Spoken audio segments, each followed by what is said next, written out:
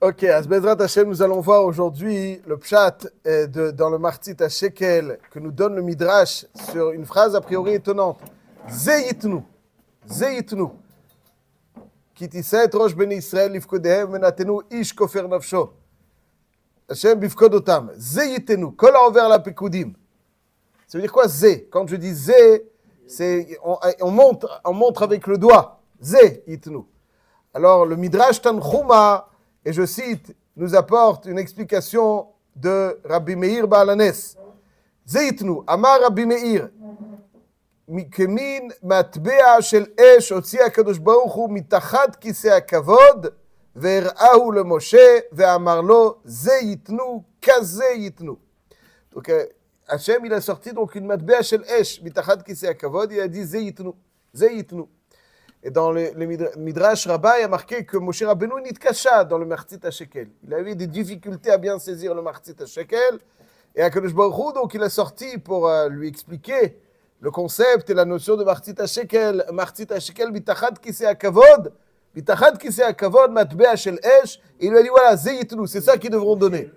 Qu'est-ce qu'il y avait de difficile à comprendre dans la contribution de Martit à Shekel? Qu'est-ce qu'il y avait de si difficile? Est-ce qu'on ne sait pas ce que c'est Martit à Shekel? Et il fallait, Moshe Rabbeinu nitkasha, c'est HaKadosh Baruch Hu ir'alo, matbea shel esh, mitachat kisei hakavod, pas stam matbea shel esh, mitachat kisei hakavod. D'un demi. D'un demi. Donc on dit Hatzé Shekel. Premier Hatzé Shekel. Chazak ou Baruch? Baruch shekivanti. Az la sheila, donc, le Yesod me semble être le suivant. Comme on a vu hier, Martit à Shekel, en réalité, c'est pour réajuster les connexions justes. La vie, la réussite dans la vie, c'est toujours une question de connexion. Des connexions justes. Quelqu'un qui est mal connecté, alors, avec quelqu'un qui est bien connecté.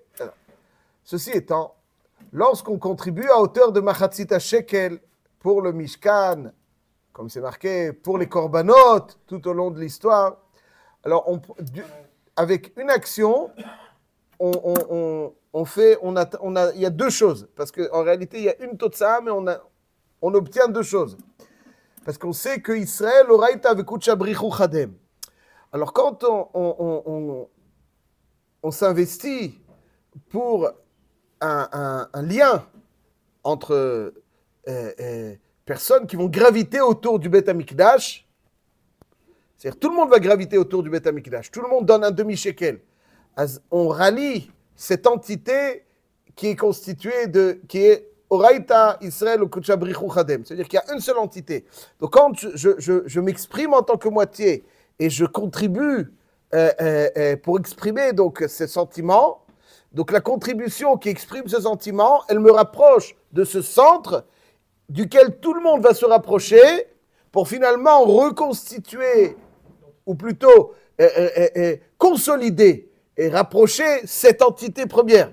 C'est-à-dire qu'il y a une entité de Israël Oraita avec Kuchabrichu Chadem qui des fois a tendance un petit peu à moins être... Et lorsque on regarde à travers un investissement, quand je donne quelque chose, Alpi apeulot nimshachim alevavot, et je m'investis, j'exprime mon investissement et mon adhésion. Lorsque chacun exprime son adhésion, pas une adhésion où sans cela je suis que partiel, et c'est que là est mon complément. Donc on rattache tout avec, on recrée, on reconsolide cette entité. Pardon?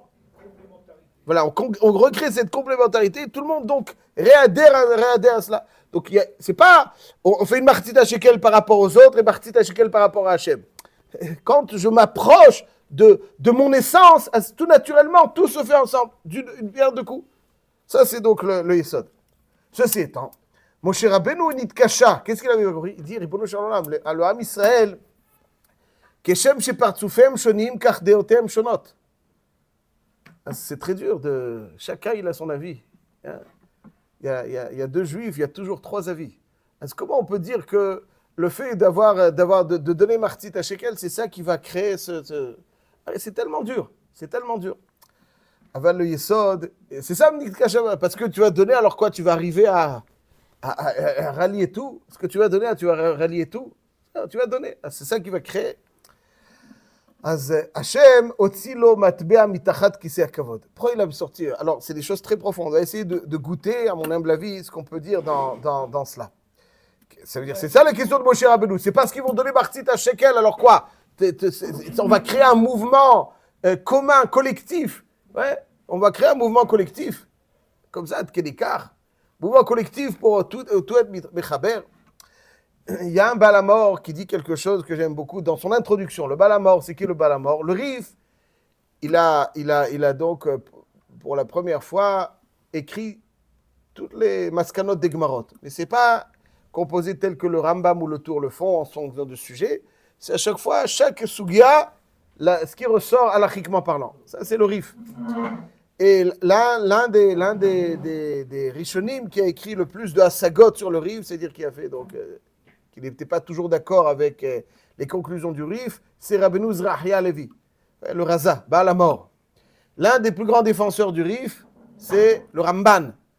Il a écrit, donc, tout en bas du Rif, il y a HaMaor HaGadol, HaMaor HaKatan, c'est Baal HaMaor, Rabbeinu Zrahia Levi. Toujours, il a des petites asagotes sur le Rif, Sabaskana et le Ramban, c'est donc le Ramban, on connaît. Il a écrit... Pardon? Le Ramban, le Rif, donc après, dans une génération d'après, il y avait le Baal HaMaor et ensuite il y avait le Ramban. Et le Ramban, c'est un des plus grands fervents du Rif. À chaque fois qu'il parle du Rif, il appelle Rabbeinu HaGadol. Lorsqu'on voit le grand maître, Rabbeinu HaGadol.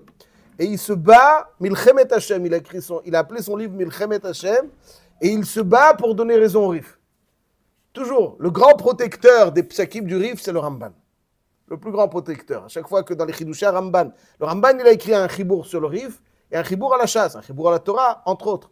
Mais dans son chibour sur le Rif, dès qu'il y a quelqu'un qui ose, un des Rishonim, ne pas être d'accord avec le Rif, tout de suite, il rentre en guerre, littéralement. Hein, c'est Milchamta Shel Torah.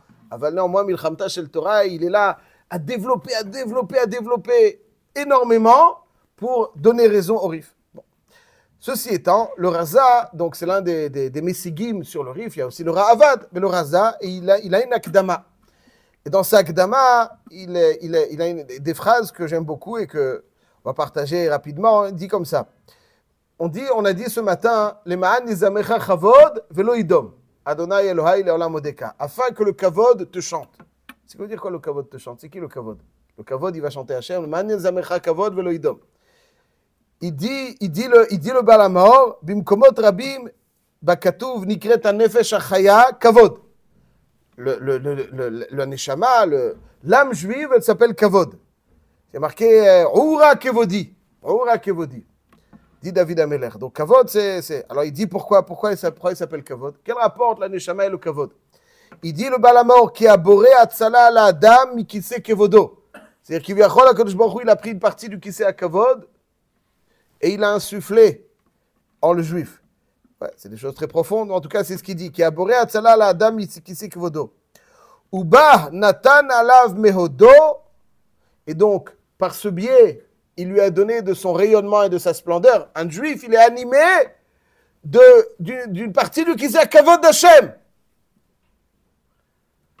Parce que vraisemblablement, ce que je comprends à mon petit niveau, c'est qu'il s'agit de reconstituer le Kiseh HaKavod pour que la sorte d'Irabat Artonim, pour créer une structure d'accueil, pour qu'Hachem vienne résider ici-bas.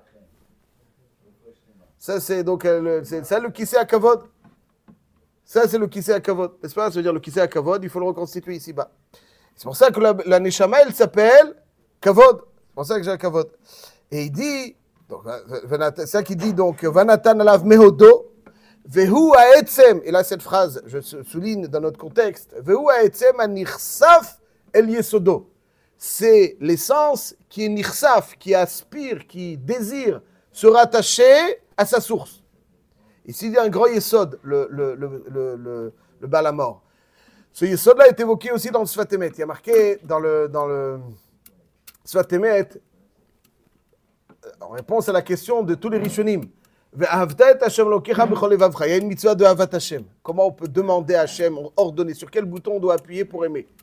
Il dit le Sfat Emet, il ne s'agit pas de créer cet amour envers Hachem, il s'agit de se débarrasser de tout ce qui fait écran. Parce que la Neshama du juif, elle aspire naturellement à se rattacher à sa source. Comme elle est comme aimantée. Quand elle est bien située, alors et donc il dit le Sfat Emet, quand on fait les mitzvot, on débarrasse de toutes ces écorces et on a un élan, un mouvement naturel. Il dit que c'est ça, donc c'est ça le pshat dans le Vehu etzem anichsaf el yesodo. Nichsaf, c'est kosef, ouais, el yesodo. Donc ça c'est pour ça que la Neshama elle s'appelle Kavod, et c'est pour ça que Nichsaf, ou Kosef, el Yesodo. Ceci étant, quand Moshe Rabbeinu dit Kasha, on peut dire, mais comment, avec le Martzit HaShekel, on va réunir tout le monde d'une pierre deux coups. Ça veut dire tout le monde va se réunir entre eux et avec Akadosh Baruch Hu. Comment?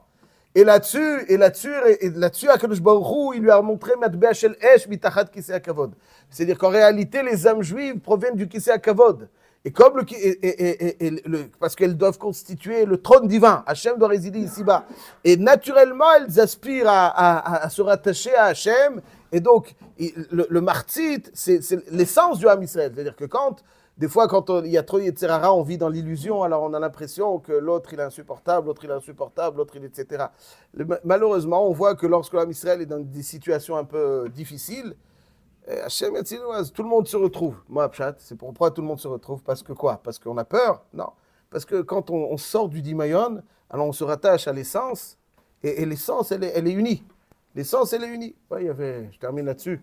Il y avait un grand mishpat qui s'appelait Mishpat Beilis. Il y a un peu plus d'un siècle, où un juif était attaqué pour le sang les goïms, ils pensent que l'Israël est dans les matzot, shtuyot va'avalim. Et il y a un arabe qui adresse un courrier à ce juif, il lui dit, voilà ce qu'ils vont te dire, ce dont ils vont t'accuser, voilà la réponse que tu leur donneras. Et il s'avère qu'effectivement, l'accusation, il y avait quelqu'un qui a accusé, il lui a dit, il y a marqué, alors il dit, monsieur le juge, comment pourrais-je, il y a marqué le tirtzar, je vais tuer un. Il lui dit, il y a marqué dans Chazal, chez vous, au sage disent Adam Atem Korim Adam, Venumat Olam Korim Adam. Vous êtes Adam et les goïms ne sont pas appelés Adam. Voilà pourquoi vous l'avez tué. Le Rav, il lui avait donné, il savait il lui a dit, tu répondras à ça. Adam, le mot Adam n'est jamais au pluriel. Ish, c'est au pluriel, Anashim. Gvarim, Yoda, Nashim. Adam, il n'y a pas Adamim. Il n'y a pas Adamim. Parce que Adam, c'est une entité. Il n'y a pas plusieurs Adamim, c'est une entité. Adam Atem. La seule nation qui est une entité, c'est le Ham Israël. Et nous, il dit, regardez, vous, il y a un juif qui est accusé en Afrique du Sud, tout le monde est... Ouais, le Ham Israël, dès qu'il y a un membre qui a mal, tout le corps le ressent. Et là, il y a un mouvement naturel qui est l'expression de l'essence juive qui se rattache. Ça, c'est le Martzit HaShekel. Et voilà pourquoi, Moshe Rabbeinu était Mitkashek, je vous l'ai dit, Matbea Shel Esh, regarde, ce Esh-là, il aspire à ce Kosef, Etzem HaKosef El Yesodo, Anichsaf El Yesodo. C'est naturellement qu'il ne s'agit pas de créer ce lien, mais il s'agit de le laisser s'exprimer en se débarrassant de toutes les illusions. Exactement.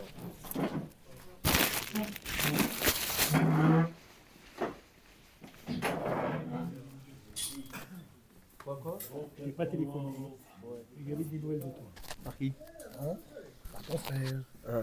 Par une personne.